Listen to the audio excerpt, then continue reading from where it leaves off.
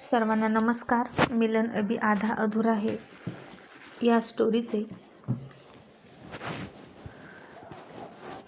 49 episode यापूर्वीच upload केलेले आहेत. ते सगळे एपिसोड ऐकण्यासाठी आपल्या चॅनलला भेट द्यावी. संग्राम राजे शिर्केने राणी आणि रोहितला स्कूटीवर डॅश दिली. रोहितनं राणीला पाठीवर मलम लावलं आणि त्याच्या स्पर्शाने राणी घायाळ झाली आणि त्याचा स्पर्श आठवतच राणी झोपली. पण रोहितच्या डोक्यात मात्र संग्राम राजे शिर्के बसला होता आणि त्याला धडा कसा शिकवायचा याचा विचार करत तो झोपला. मग दुसऱ्या दिवशी सकाळी राणीने तिची कूस वळवली. एका कुशीवर झोपून तिचं अंग अखडलं होतं आणि उठताना थोडासा तिला त्रासही झाला. तिला उशिरा जाग आली आणि इतक्यात रोहित आंघोळ करून आला. त्यालाही दुखत होतं. त्याचीसुद्धा एक्सरसाइज त्यानं कॅन्सलच केली होती आणि तिला अशी कणताना बघितली आणि रोहित म्हणाला, राणी जास्त दुखतंय का?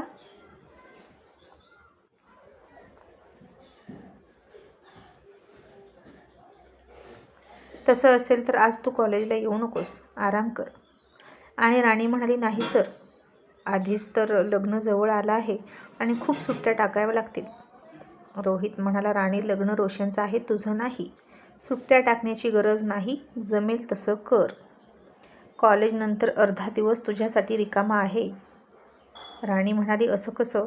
आईंना काय वाटेल? मी घरची सून आहे आणि सगळं काम असंच टाकून कॉलेजला गेली तर त्या चिडतील. रोहित म्हणाला, राणी असंही आता तुझ्यावर कोणतीच जबाबदारी टाकणार नाही आई. तू एकदा पर्स विसरली आणि तू बेजबाबदार आहेस हे दाखवलं. राणी आता नाराज झाली आणि म्हणाली, मी अजूनही सांगते की मी ती पर्स तुमच्या गाडीत ठेवली होती, पण कशी घरात आली मला माहीतच नाही. आणि सर, तुम्ही पाठीमागून अंगठी आणली तर का इतका ड्रामा केला? तुम्ही गुपचूप का नाही अंगठी माझ्या हातात दिली? आणि रोहित पुन्हा तिला कसलाही दिलासा न देता म्हणाला, माझं कारण तुला माहीत आहे. तू जास्त या घरात गुंतू नको. या घरातल्या लोकांमध्ये अडकून पडू नको. जिथं नवरा बायकोचं नातंच खरं नाही तिथं बाकी सगळ्या नात्यांना काय अर्थ आहे, नाही का? म्हणून जेवढ्यास तेवढं राहा. आणि राणी आता त्याचं बोलणं ऐकून नाराज झाली. एक पाऊल ती त्याच्या दिशेनं जायची आणि रोहित लगेच तिला नाराज करायचा आणि याच्या मनात खरंच काहीच नाही का असं तिला वाटायचं. मग राणी म्हणाली, मी येते कॉलेजला. तुम्हाला माझी काळजी करायची गरज नाही. माझं मी बघेन. आणि रोहितही म्हणाला, ओके, ॲज यू विश. आणि मग दोघेही डायनिंग टेबलवर गेले. राणी शिरा घेऊन डायनिंग टेबलवर आली. आज तिनं शिरा बनवला होता. सगळ्यांच्या प्लेट वाढल्या. आता राणीसुद्धा रोज रोहितच्या ताटात खायचीच, पण नाश्त्याच्या वेळी मात्र वेगळं खायची, कारण दोघांचा टायमिंग जाण्याचा एकच होता. आणि मल्हारराव जानकीला म्हणाले, अगं जानकी, लग्नाला 40 दिवस उरले फक्त आणि रोशन घरात नाही तर किती सुनं वाटतं ना? राहुल म्हणाला, हो ना, सतत सगळ्यांची मस्ती करत असतो, त्याच्याशिवाय घर ओकं वाटतं. जानकी म्हणाली, येईल, तो सुद्धा येईल.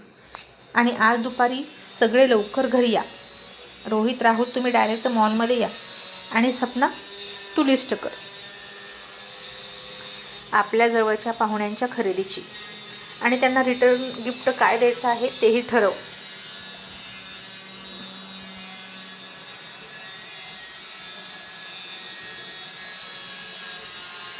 आज सगळंच खरेदी करूया. हे 40 दिवस बघता जातील. लग्नाचं काय एक काम असतं का? दिवस कसे गेले तेही कळणार नाही.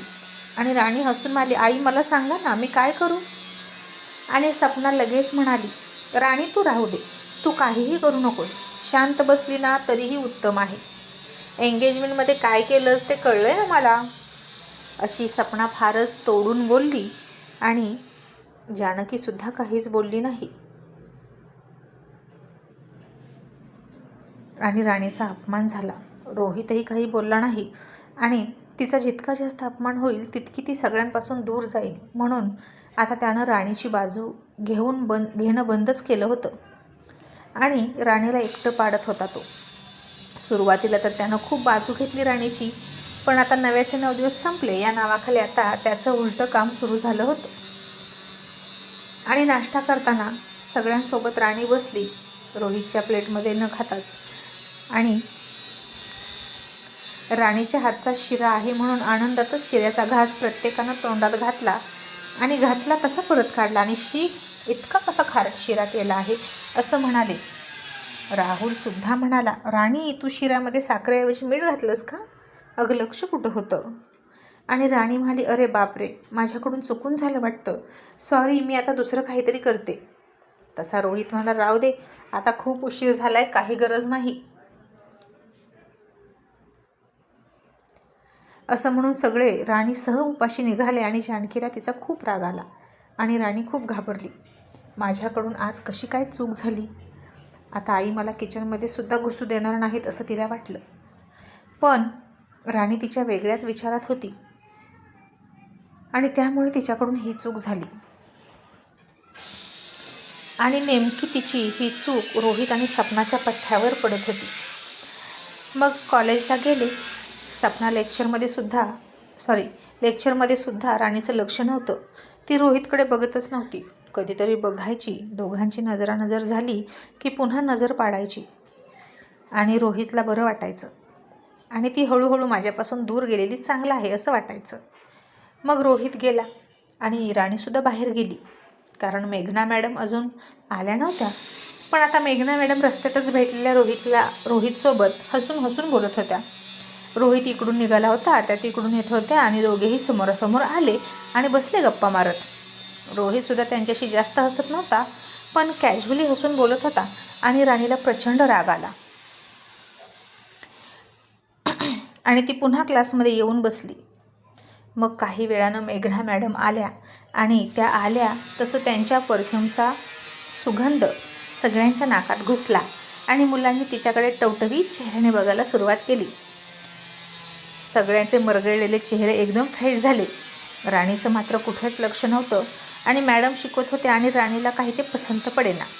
मग त्याही त्यांचं लेक्चर घेऊन गेल्या आणि मधला ब्रेक झाला आणि मुलं म्हणायची, मॅडम छान शिकवतात ना?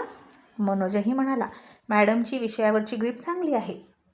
नवीन आहेत, वाटलं होतं की पटकन समजणार नाही त्यांचं, पण समजते. आणि राणी तोंड वाकडं करून म्हणाली, मला नाही आवडलं त्यांचं लेक्चर. शिकवण्यापेक्षा परफ्यूमकडे आणि नटापट्ट्याकडे जास्त लक्ष होतं त्यांचं. आता इतर सगळे तर म्हणाले, नाही असं काहीच नाही वाटलं आम्हाला तर मॅडमचं टीचिंग छान वाटलं.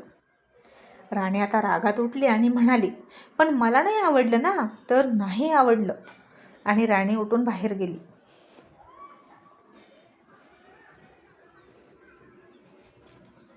आता राणीला काय झालंय कोणालाच कळेना. मग आणखीन 1-2 मुलीसुद्धा राणीची बाजू घेत म्हणाल्या, हो आम्हाला पण मॅडमचं जास्त काही नाही आवडलं, पण उगीच जास्त परफ्यूम मेकअप करायची काय गरज आहे?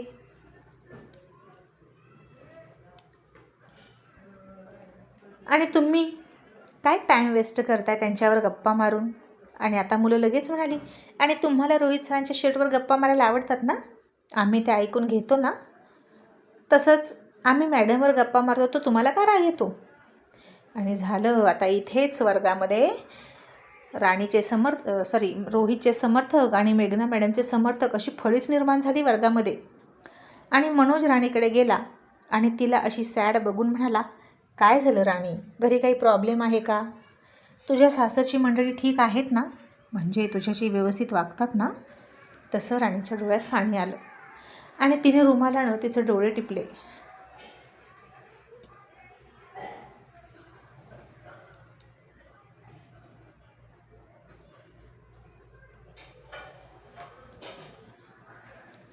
मनोज म्हणाला, राणी तू रडतेस का? हे बघ, तू मला बेस्ट फ्रेंड तरी मानतेस की नाही ते सांग. राणी, मला खरोखरच सांग, तू सुखी आहेस ना? तुझा नवरा कोण आहे गं हे तरी तुम्हाला अजूनही सांगितलं नाही. राणी काहीच बोलत नव्हती आणि त्यानं तिच्या हाताला पकडून स्वतःकडे वळवलं. तसं राणीचं लक्ष मनोजच्या पाठीमागे गेलं तर रोहित तिकडून बघत होता त्या दोघांना स्टाफ रूमच्या समोरून. आणि राणीने त्याच्याकडे बघितलं आणि मनोज म्हणाला, सांग राणी, तुझा नवरा कोण आहे? तो काय करतो? तो कसा आहे? तू घाई गडबडीत लग्न केलंस आपली स्वप्न तर तुटली, पण हरकत नाही. पण तू सुखी आहेस ना हे जाणून घेण्याची मला इच्छा आहे. मला असं म्हणायचं नाही की अख्ख्या जगात मीच तुला सुखी ठेवणार होतो, पण तू जिथे कुठे आहेस तिथे सुखी आहेस एवढं तरी मला कळू दे. आणि मनोजचं ते सांगुलपण बघून राणीच्या डोळ्यातून पुन्हा पाणी आलं आणि तिनं डोळे पुसले. आणि नेमकं ते रोहितनं बघितलं आणि ही का रडते त्याच्याजवळ अशी त्याला शंका आली.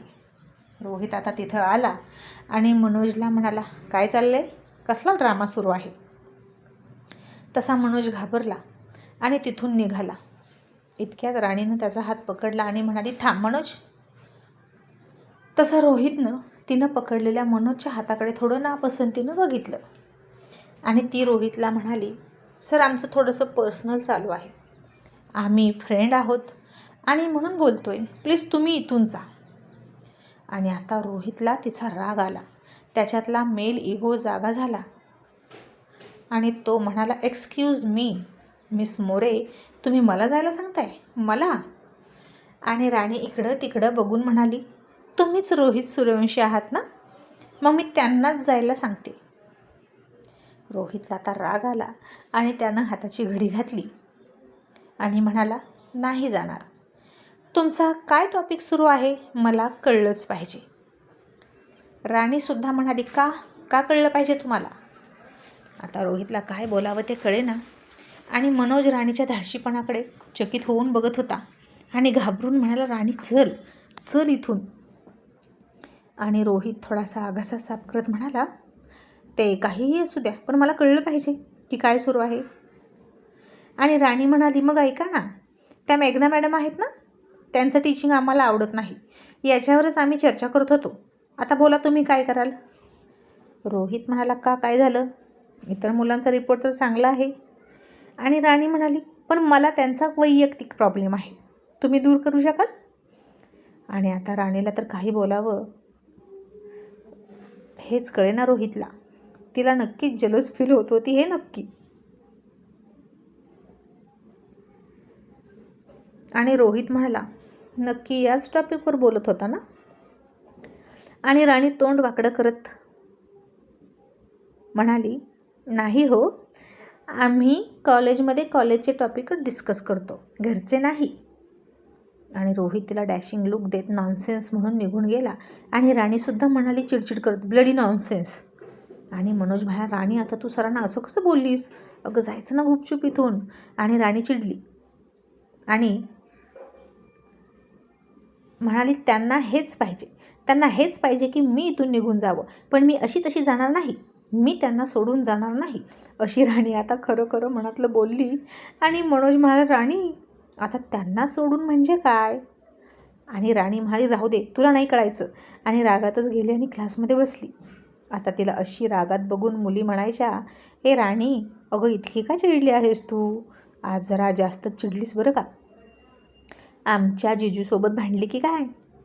तर लगेच दुसरी मुलगी तिची मस्करी करत म्हणाली, की रात्री तुझ्या नवऱ्यानं थोडंसं कमी प्रेम केलं तुझ्यावर, खरं बोल म्हणून चिडली ना, आणि आता मिठीत पण घेत नसतील, नव्याचे 9 दिवस संपले वाटतं आणि म्हणून लवकर येतेस ना कॉलेजला. आणि त्यांचं सगळं बोलणं ऐकलं आणि राणीला खूप खूप राग यायला लागला. तरीही तिनं मान खाली घातली आणि शांतच बसली.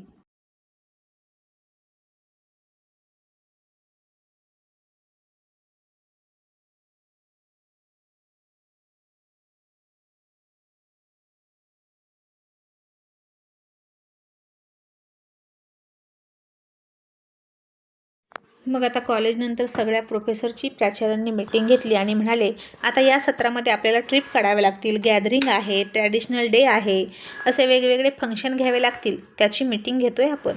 आणि मग सगळेजण आपलं मत व्यक्त करत होते. मेघना रोहितच्या शेजारीच जाऊन बसली होती आणि आता मेघना त्याला म्हणाली, रोहित, आणि पुन्हा थोड्या वेळानं हळूच म्हणाली, सर. म्हणजे तिला आता डायरेक्ट त्याला रोहित अशीच हाक मारायची होती की काय. आणि रोहित म्हणाला, यस. मग ती म्हणाली, तुम्ही मला सांगाल का इथे कसं काय असतं आणि मी तुम्हाला फॉलो करीन. आणि रोहित म्हणाला, ओके. आणि तो तिला कॉलेजची सिस्टीम कशी आहे ते समजावून देत होता. प्रत्येक कार्यक्रम कसा साजरा केला जातो हे समजून देत होता आणि त्याच्या शब्दाकडे कमी लक्ष देत होती मेघना आणि त्याच्या चेहऱ्याकडे जास्त बघत होती. प्राचार्य त्या दोघांकडे खूप कौतुकानं बघत होते आणि पुन्हा मनातल्या मनात त्या दोघांचं लग्न त्यांनी लावूनच टाकलं. दोघांच्या हातामध्ये हार मुंडावळ्या घातलेले ते दोघे असं त्या प्राचार्यांना दिसत होतं. आणि बाजूचे एक प्रोफेसर सर सर म्हणून त्यांना हाक मारत होते. आणि मग प्राचार्य भानावर आले. आणि त्यानंतर रोहित आणि मेघना यांची जोडी करायचीच होती. मग मीटिंग संपली. रोहित बाहेर आला आणि राणी अजूनही त्याचीच वाट बघत होती. आणि तो तिला म्हणाला, हे काय, तू घरी गेली नाहीस का? आणि राणी राग आवरत म्हणाली, नाही गेले. घरी जाऊन काय करू? कोणीच नीट बोलत नाही माझ्याशी. तुम्ही तेवढी सोय करून ठेवली आहे ना, म्हणून मला डायरेक्ट इथून तुमच्यासोबत मॉलमध्ये यायचं आहे. रोहित म्हणाला, राणी ते शक्य नाही. तू माझ्या गाडीनं घरी जा किंवा मॉलमध्ये जा, कुठेही जा. राणी आता चिडली आणि म्हणाली, मसनात जाऊ का? नक्की तुम्ही माझ्या बाबतीत काय ठरवलं आहे? रोहितला आता तिचा रागच आला आणि म्हणाला, राणी काहीही बोलू नकोस, नीट बोल, हे कॉलेज आहे. आणि राणी आता रागात पाठीमागं वळली आणि म्हणाली, कॉलेज गेलं खड्ड्यात आणि तुम्हीही गेला खड्ड्यात. तसं आता तिनं बघितलं की रोहितच्या पाठीमागं मेघना आहे. आणि राणी शांत झाली. आणि आता मेघना थोडीशी तोऱ्यातच पुढे आली आणि राणीला म्हणाली, तू फर्स्ट इयरची स्टुडंट आहेस ना, आणि आज लेक्चरला लक्ष नव्हतं तुझं, खूपच अपसेट वाटतेस. लग्नही झालेलं दिसतंय. बहुतेक घरची जबाबदारी कॉलेजची जबाबदारी पेलवत नसेल ना, आणि नवऱ्याचे मूड सांभाळणे तुला अशक्य होत असेल म्हणून आता रोड येते का? पण आता ही काय पद्धत आहे टीचरशी बोलायची? हळू आवाजात बोलायचं, इतकं ओरडून बोलायचं नाही. आणि तुझे जे काही डाऊट असतील ते कॉलेज सुरू असताना विचारायचे. रोहित सर चला, असं ती रोहितला म्हणाली. आणि आता राणी आणि रोहित दोघांनाही वाटलं की बरं झालं तिनं काही ऐकलं नाही. पण राणीला मात्र मेघनाचा खूप राग आला, त्या दोघांच्या मध्ये मध्ये करते म्हणून. आणि ही कोण आहे, माझ्या नवऱ्याला माझ्यासमोरून घेऊन जाणारी, असं म्हणून राणी वैतागली. मग राणी घरी गेली. आता तिनं जानकीला काय करू असं विचारलंच नाही, गप्पच बसली. सगळेच डायरेक्ट मॉलमध्ये भेटले. रोहित मात्र संग्राम कुठे आहे ते बघत गेला आणि त्यानं टिंगूला बोलवून घेतलं. टिंगू म्हणाला, का रे रोहित, मला का बोलवलं? रोहित म्हणाला, तुला काउंट करायला बोलावलं आहे. टिंगू काहीच न कळून म्हणाला, काय मोजायचं, फॅक्टरीतला माल काउंट करायचा आहे का? आणि रोहित म्हणाला, लाथा आणि बुक्क्या. टिंगू डोकं खाजवत म्हणाला, काय? रोहित, हे तू काय बोलतोस? आणि रोहित म्हणाला, कळेल, तू चल फक्त. आणि आता रोहित सरळ गेला संग्राम राजशिर्केच्या ऑफिसवर. तर तो तिथे AC खाली बसला होता. रोहितनं सरळ जाऊन त्याचं कॅबिन उघडलं. तसं रोहितच्या पाठीमागं त्याचा PA धावत आला आणि म्हणाला, असं न विचारता आतमध्ये कसा आलात तुम्ही, बाहेर व्हा. तसं रोहितनं आधी PAचं थोबाड फोडलं आणि नंतर टिंगूला म्हणाला, टिंगू काउंट दे. आणि आता टिंगू म्हणत होता, 1 2 3 4. तसा रोहित संग्राम राजशिर्केला लाथा घालत होता, पोटात पंच मारत होता आणि मोजून 50 लाथा 50 पंच मारले. आणि रोहित त्याच्याकडे डॅशिंग लुक देऊन बघत म्हणाला, पुन्हा जर माझ्या वाटेला गेला तर तुला जोडताही येणार नाही, इतके हाडाचे तुकडे करून ठेवीन. रोहित सूर्यवंशी आहे मी, वचनाचा पक्का, आणि हे माझं वचन आहे तुला, लक्षात ठेव. असं म्हणून रोहित त्याचा घाम पुसून बाहेर निघून गेला. आणि राजशिर्के घाबरला, पण त्यानं रोहितवर आणखीनच डूक धरला. कुत्र्याचं शेपूट सरळ होणार नव्हतंच. आणि आता जानकी म्हणाली, राणी रोहितला फोन लावतो, अजून का नाही आला? आणि राणी चिडचिड करत म्हणाली, बसले असतील मेघना करत. आणि तिनं वैतागून फोन लावला, पण रोहितनं फोन उचललाच नाही. आणि राणीनं वैतागून फोन कट केला. पण दुसऱ्या मिनिटाला रोहित मॉलमध्येच आला होता. याचा अर्थ तो इथे होता म्हणून फोन घेतला नाही हे तिला कळलं. आणि मॉलमध्ये आला आणि सगळ्या फॅमिलीसमोर पुन्हा रोहितचा ड्रामा सुरू झाला. रोहितनं त्याचा फोन काढला आणि फोन हलवत राणीला विचारलं आणि म्हणाला, का फोन करत होतीस, मला मिस करत होतीस का? राणीनं अजिबात त्याच्याकडे बघितलं नाही. ह्याचे ड्रामे ना तिला आता माहीत झाले होते. आणि ती स्वतःसाठी कपडे बघायला गेली. आता तिला काही कळत नव्हतं. मागच्या वेळी तर रोहितनं छान शॉपिंग करून दिली होती. आता ती नुसतेच कपडे उचलायची आणि दुसरीकडे फेकायची, इकडून उचलायची तिकडं फेकायची. आणि त्यानं स्वतः होऊन यावं आणि शॉपिंग करून द्यावी असं वाटायचं. आणि सपना म्हणाली, राणी अगं तुझं झालं का? अगं किती वेळ झालो तू तिथेच आहेस? राहुल हसून म्हणाला, सपना बहुतेक तिला रोहितच्या पसंतीनं घ्यायचं आहे सगळं. हो ना राणी? आणि राणी नाक फुगवून म्हणाली, हो दादा, घ्यायचं तर आहे, पण घेणाऱ्याला वेळ हवा ना. रोहित आता हसला आणि पुढे येऊन तिच्या हातातून ते सगळे ड्रेस घेतले आणि पटकन एक पिवळा ड्रेस काढला आणि म्हणाला, हा हळदीसाठी, आणि जा ट्राय करून ये, समोर चेंजिंग रूम आहे. राणीनं पुन्हा तोंड वाकडं केलं आणि निघून गेली. पण त्या चेंजिंग रूममध्ये दुसरंच कोणीतरी होतं, म्हणून राणी आणखीन दुसऱ्याच चेंजिंग रूममध्ये बाजूच्या शोधत शोधत गेली. मग सपनानं सुद्धा ड्रेस सिलेक्ट केला आणि तीसुद्धा त्या चेंजिंग रूममध्ये गेली. तर चेंजिंग रूम अजूनही बंदच होती आणि सपनानं राणीला फोन केला आणि म्हणाली, राणी अगं तू आहेस का आतमध्ये? राणी म्हणाली, नाही ताई, मी तर दुसरीकडे आली आहे. तिथं दुसरंच कोणीतरी आहे, तुम्ही इकडेच या, माझं झालं की तुम्ही आतमध्ये येऊ शकता. सपना म्हणाली, बरं. आणि राणीनं ड्रेस घातला, फक्त वरचा टॉप घातला आणि त्याची चेन मात्र खूप खालीपर्यंत होती आणि राणीला लागतच नव्हती. आणि सपना येईल म्हणून आणि चेन लावेल म्हणून राणीनं चेंजिंग रूमचा दरवाजा थोडासा उघडा ठेवला. पण आता झालं असं की रोहितलासुद्धा चेंज करायचं होतं आणि त्याला वाटलं, मी सांगितलेल्या चेंजिंग रूममध्ये राणी गेले आहे, रूम आतून बंद आहे, याचा अर्थ तीच तिथं आहे. मग तो सुद्धा दुसरी चेंजिंग रूम शोधत शोधत गेला. त्याला एका चेंजिंग रूमचा दरवाजा उघडा दिसला आणि रोहितच्या चेंजिंग रूममध्ये पटकन घुसला आणि त्यानं दरवाजा लावून घेतला. आणि राणीला वाटलं की सपना आली आहे. आता दोघांचीही पाठ एकमेकांकडे होती आणि राणी म्हणाली, सपनाताई, एवढी चेन लावून द्या ना. इतकी लाँग चेन नकोच ना हो मागे, पण ड्रेससुद्धा सुंदर आहे, यांची चॉईस ना छानच असते, असं राणी म्हणाली. तसा रोहित दचकला आणि अरे बापरे, मी इथे कसा आलो आणि ही मुलगी इथे कशी, असं वाटून त्यानं डोळे झाकून घेतले.